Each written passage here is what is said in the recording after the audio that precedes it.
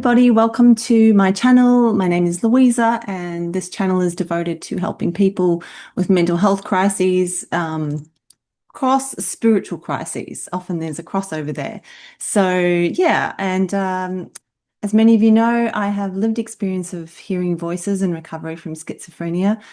So I like to share resources and ideas on these topics occasionally, and I have neglected the topic of hearing voices for some time in my videos. So here is a, as succinct as I can make it, summary of some coping strategies for distressing, hostile voices. This has to be the number one question that I'm asked when I'm running a group or just general inquiries from people. How do I cope? And of course, like everything in mental health, there isn't a single quick fix. There are just so many ideas that you can draw on. So as I said, it's going to be hard to make it succinct, but I'm going to try. And to guide me, I've created a handout, Coping with Voices, Ideas for and from Voice Hearers. So this handout I'm going to make available on my website as a free resource that you can download.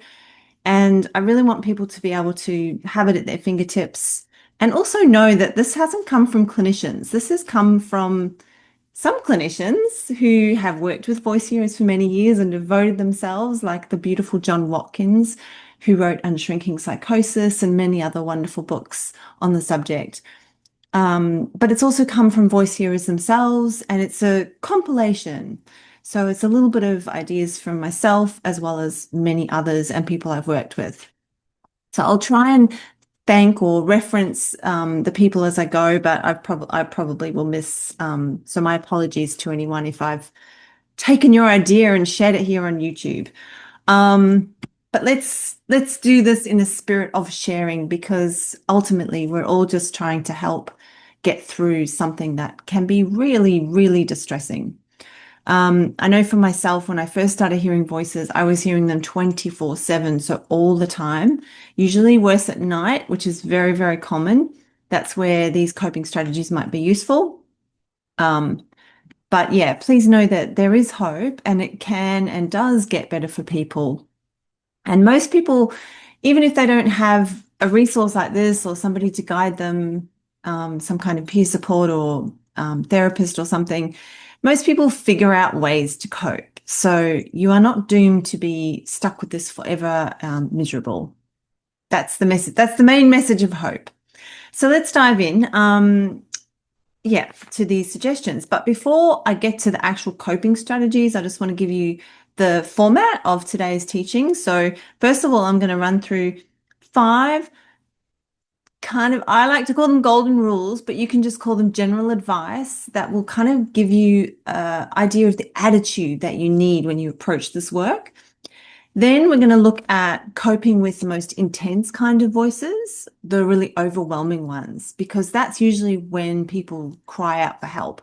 So if you've come to this video because you are drowning with these voices and you don't know what to do and you're climbing the walls, then at least you can get a very quick snapshot of what you can do and then hit pause and come back later for the third section, which is coping ideas for ordinary times. Because most voice hearers find that when they begin this journey, the voices are very intense for a crisis period, but then they continue to hear them, often for years and years and years, sometimes for their whole life.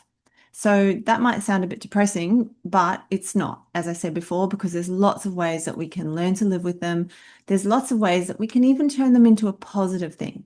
So we are talking about lots of different stages to the journey, and be mindful of the stage you're in right now when you're watching this, and know that there's some hope at the end of the tunnel, light at the end of the tunnel, but also just, concentrate on where you are right now and what you need.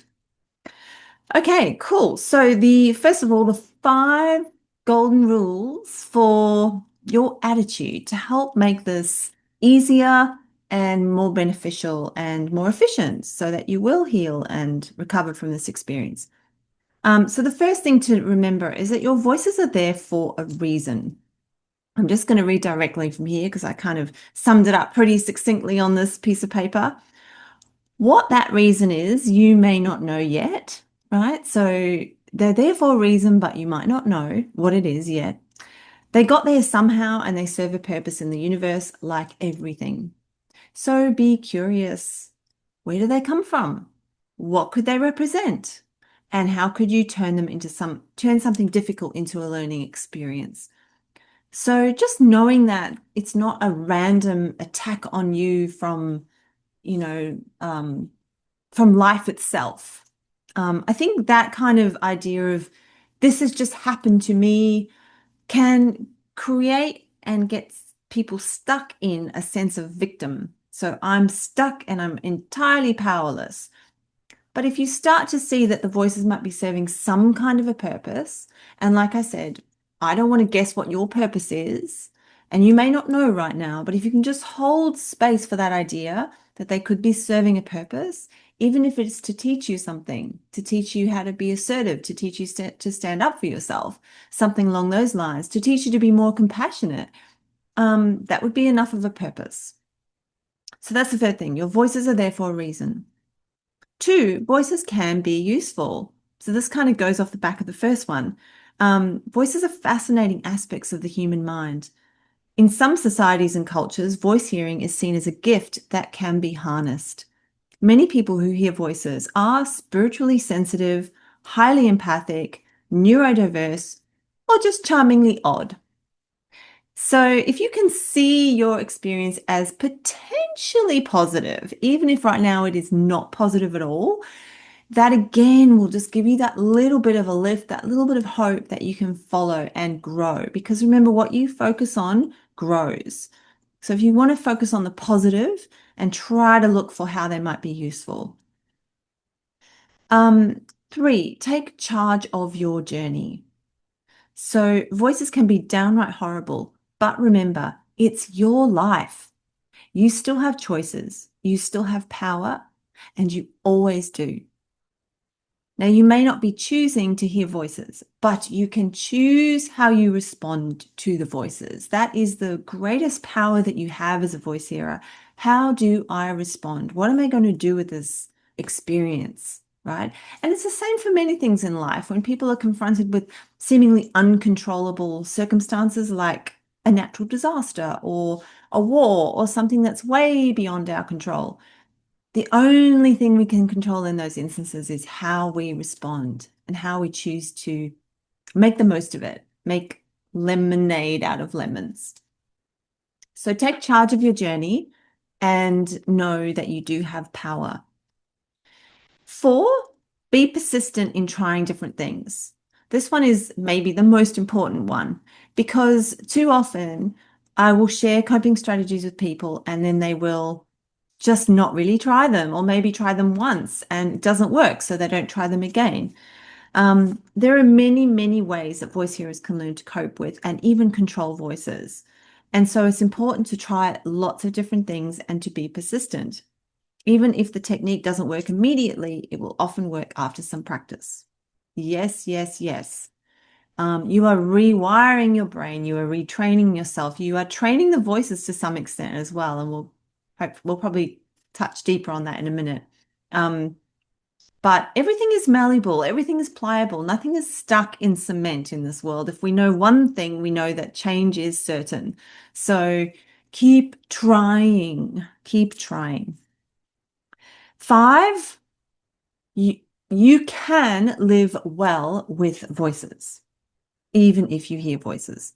There are many, many voice hearers in the world who have no problem at all with distress, who have either learned to cope with them to such an extent that they don't even worry about them, or they've actually harnessed the experience and turned it into a positive, such as psychic channeling or receiving angelic messages or something like that. So it's not necessarily a bad thing. And however you end up understanding your own voices and what you end up doing with them, your life can be very successful and happy. So hearing voices does not equal a catastrophe of a life, a doomed life. That is sometimes the kind of the message you get in the mental health system. I know that when I first started hearing voices, it felt very doomed to me. And the message was, you're going to be hearing them forever and you're always going to need medication and you're always going to be sick. But I definitely challenge that. It's not been my experience. And I know lots and lots of speakers in the voice hearing community who speak out and say, wait a minute, could this just be viewed as a kind of a neurodiversity or a human variation like being left-handed? And while it's distressing, we can learn to live with it and maybe even thrive with it. So I hope you can keep those golden rules in mind as we proceed. And I will now move on to the all-important coping ideas for overwhelming voices.